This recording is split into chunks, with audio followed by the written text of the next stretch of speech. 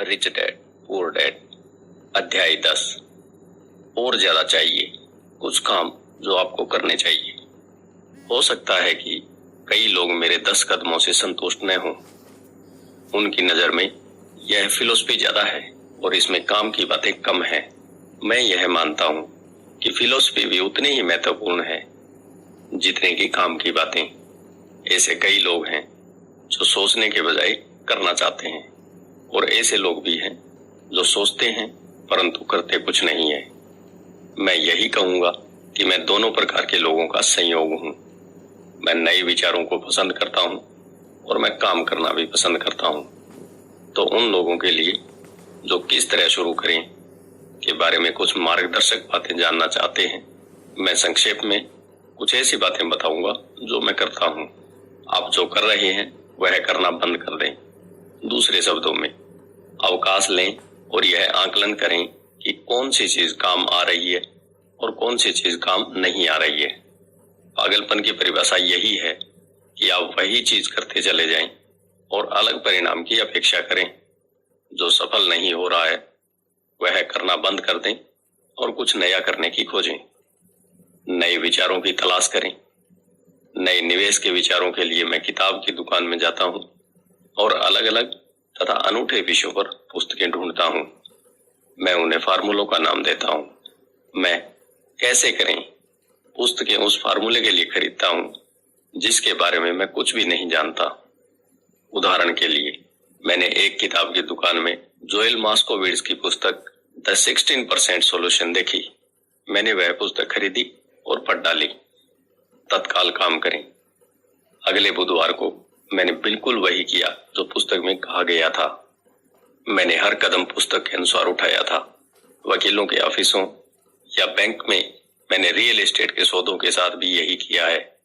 ज्यादातर लोग तत्काल कदम नहीं उठाते, या वे एक तरह से इस बात का इंतजार करते हैं कि कोई आएगा और उन्हें बताएगा कि उनके द्वारा सीखा गया नया फार्मूला गलत है और उसका अनुसरण करना बिल्कुल बेकार है।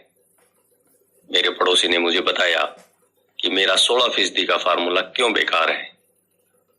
बहरहाल, मैंने उसकी बात पर इसलिए ध्यान नहीं दिया क्योंकि उसने कभी ऐसा करके नहीं देखा था। किसी ऐसे आदमी को खोजें जिसने वह किया हो जो आप करना चाहते हैं।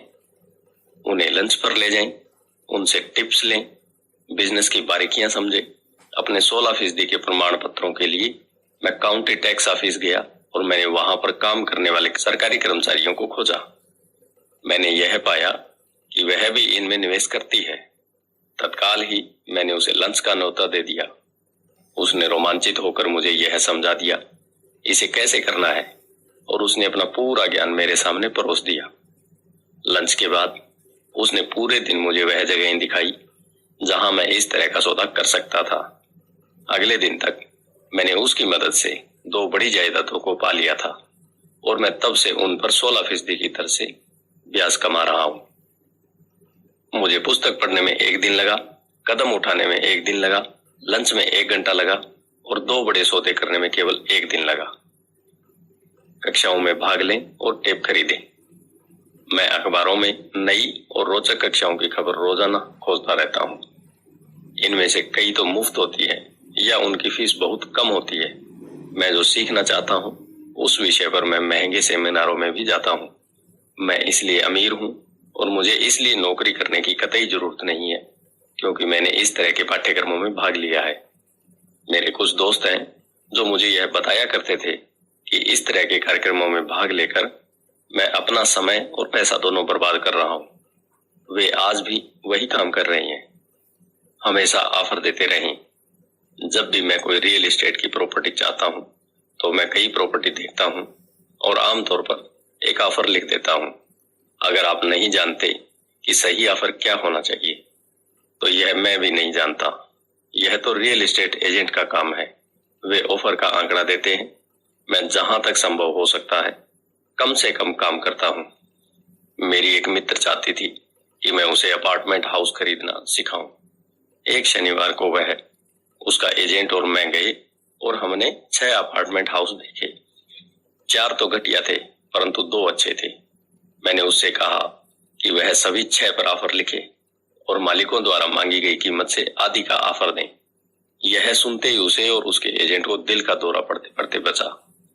उसके हिसाब से यह बदतमीजी होगी और इससे मकान मालिकों को बुरा लग सकता है, परंतु मैं वास्तव में नहीं सोचता कि एजेंट इतनी कड़ी मेहनत करना चाहता था। इसलिए उन्होंने कुछ नहीं किया और वे एक बेहतर सौदे की तलाश में चले गए। उन्होंने कभी कोई ऑफर नहीं दी और वह आज भी सही कीमत पर सही सौदे के लिए भटक रही है। आप नहीं जानते कि सही कीमत क्या है जब तक कि सौदा करने के लिए आपके सामने दूसरी पार्टी न हो। ज्यादातर बेचने वाले बहुत ज्यादा कीमत मांगते हैं। यह दुर्लभ ही है कि कोई बेचने वाला वास्तव में ऐसी कीमत मांगे जो वास्तविक मूल्य से कम हो। इस कहानी से हमें यह शिक्षा मिलती है कि हमें ऑफर देना चाहिए। जो लोग निवेशक नहीं होते उन्हें यह समझ ही नहीं होती कि कोई चीज बेचना कितना कठिन होता है। मेरे पास एक रियल एस्टेट की प्रॉपर्टी थी जिसे मैं महीनों से बेचना चाहता था। मैंने किसी भी चीज का स्वागत किया होता। मुझे इस बात से कोई फर्क नहीं पड़ता कि कीमत कितनी कम थी। उन्होंने अगर मुझे 10 सूअरों का भी ऑफर दिया होता तो भी मैं खुश हो गया होता। ऑफर की कीमत से नहीं, बल्कि इस बात से कि कोई तो मेरी प्रॉपर्टी में रुचि रखता है। इसके जवाब में मैं बदले में पूरे के पूरे सूअर फार्म को हासिल करने की कोशिश करता। तो यह खेल इस तरह से खेला जाता है। खरीदने और बेचने का खेल बड़ा मजेदार होता है। इस बात का हमेशा ध्यान रखें, यह मजेदार है और यह केवल एक खेल है। ऑफर देते रहें, कोई तो कभी हाँ कहेगा। और मैं हमेशा अपने ऑफर में बचाव के वाक्य डाल देता हूँ। रियल एस्टेट में मैं हमेशा अपने ऑफर में यह लिखता हूँ कि बिजनेस पार्टनर के अनुमोदन के बाद ही यह समझौता अंतिम माना जाएगा। मैं यह कभी नहीं बताता कि मेरा बिजनेस पार्टनर कौन है। ज्यादातर लोग यह नहीं जानते कि मेरे बिजनेस पार्टनर मेरी बिल्ली है। अगर वे ऑफर को मान लेते हैं और मैं सौदा नहीं करना चाहता तो मैं घर फोन लगाता हूं और अपनी बिल्ली से बात कर लेता हूं। मैं यह अजीबोगरीब वक्तव्य इसलिए बता रहा हूं ताकि आप यह जान सकें कि यह खेल कितना आसान और सरल है। ज्यादातर लोग चीजों को बहुत ज्यादा जटिल बना देते हैं और उन्हें काफी गंभीरता से ले लेते हैं। एक अच्छा सौदा खोजना या सही बिजनेस ढूंढना, सही लोग या सही निवेशक ढूंढना दरअसल डेटिंग की ही तरह है। आपको बाजार में जाना होता है और बहुत से लोगों से बात करनी होती है और बहुत से ऑफर देने होते हैं। कई ऑफरों का जवाब देना होता है, चर्चा करनी होती है, अस्वीकार या स्वीकार करना होता है। मैं जानता हूं कि ऐसे भी अकेले लोग होते हैं जो घर पर बैठकर फोन की घंटी बजने का इंतजार करते रहते हैं, परंतु जब तक आप सिंडी कारफोर्ड या टॉम क्रूज नहीं होते, मैं सोचता हूं कि आपके लिए बेहतर तो यही होगा कि आप बाजार में जाएं, चाहे सुपरमार्केट में ही चले जाएं, खोजें, ऑफर दें, अस्वीकार करें, सौदेबाजी करें और स्वीकार करें। यह जिंदगी में हर चीज के बारे में दोहराई जाने वाली प्रक्रिया है। महीने में एक बार किसी निश्चित स्थान से 10 मिनट तक जॉगिंग करते हुए या टहलते हुए या गाड़ी चलाते हुए निकलें। मैंने अपने कुछ बेहतरीन रियल एस्टेट के निवेश तो जॉगिंग करते समय ही खोजे हैं। मैं 1 साल तक किसी निश्चित दायरे में जॉगिंग करता था। मैं परिवर्तनों को देखता रहता था। किसी भी सौदे में फायदे के लिए 2 तत्वों का होना जरूरी है, एक तो सौदा और दूसरा परिवर्तन। हालांकि सौदे तो बहुत से होते हैं, परंतु परिवर्तन को भांप लेने से सौदा एक फायदेमंद मौके में बदल जाता है। इसलिए जब मैं जॉगिंग करता हूं तो मैं जॉगिंग करने के लिए ऐसी जगह चुनता हूं जहां मैं निवेश करना चाहता हूं। बार बार उसी जगह के चक्कर लगाने से मैं वहां हो रहे छोटे छोटे परिवर्तनों को देख सकता हूं। मैं ऐसे रियल एस्टेट के साइन बोर्ड को भांप लेता हूं जो वहां काफी लंबे समय से लगे हुए हैं। इसका मतलब यह होता है कि बेचने वाला सौदा करने के लिए बहुत ज्यादा इच्छुक होगा। मैं जाते हुए ट्रकों को भी देखता हूं और आते हुए ट्रकों पर भी निगाह लगाए रखता हूं। मैं रुककर ड्राइवरों से बात करता हूं। मैं डाकियों से भी बात करता हूं। उन्हें अपने इलाके के बारे में गजब की जानकारी होती है। मैं एक बुरा इलाका खोज लेता हूं, खासकर ऐसा इलाका जहां लोग किसी बुरी खबर से डरे हुए होते हैं। मैं वहां साल में कई बार यह देखने के लिए चक्कर लगाता हूं कि सुधार के लक्षण कहां नजर आ रहे हैं। मैं रिटेलर से बात करता हूं, खासकर नए दुकानदारों से, और उनसे यह पूछता हूँ कि वे इस इलाके में क्यों आए हैं। इसके लिए महीने में कुछ मिनट का समय देना होता है और मैं इसे तब करता हूँ जब मैं कसरत कर रहा होता हूँ या इसी तरह का कोई दूसरा काम कर रहा होता हूँ, जैसे स्टोर जाने या आने का काम।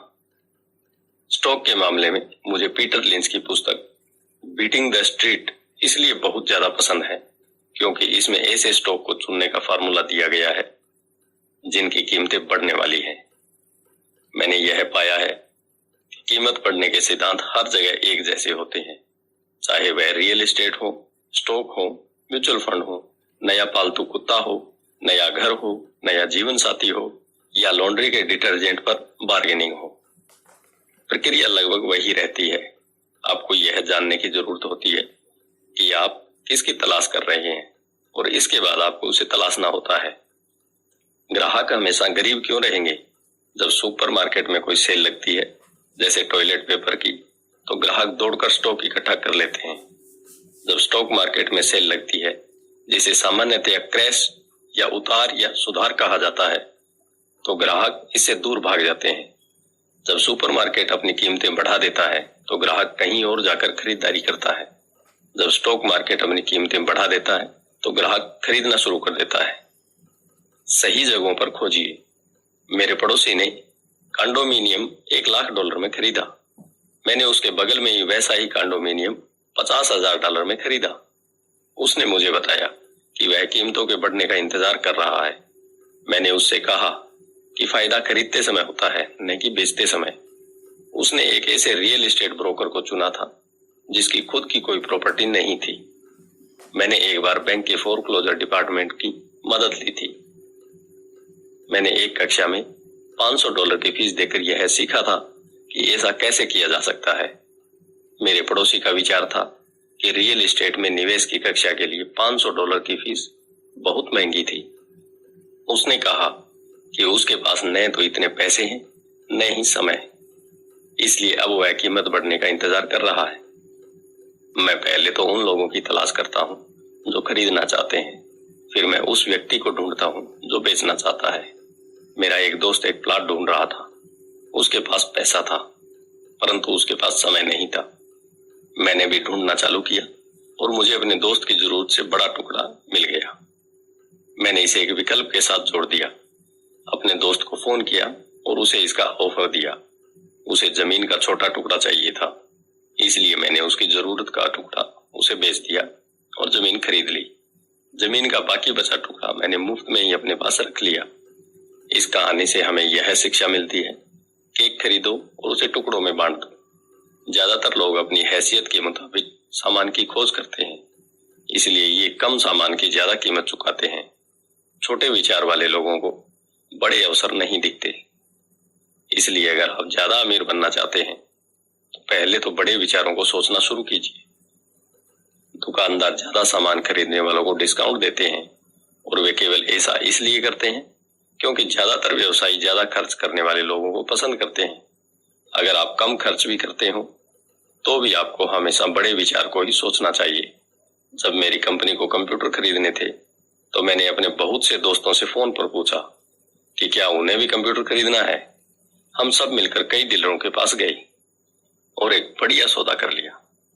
क्योंकि हमें बहुत से कंप्यूटर खरीदने थे, मैंने यही शेयरों के साथ भी किया। छोटे लोग हमेशा छोटे ही रहेंगे क्योंकि उनकी सोच छोटी है। या तो अकेले ही काम करें या फिर काम ही न करें। इतिहास से सीखें। स्टॉक एक्सचेंज की सभी बड़ी कंपनियां छोटी कंपनियों के रूप में शुरू हुई थी।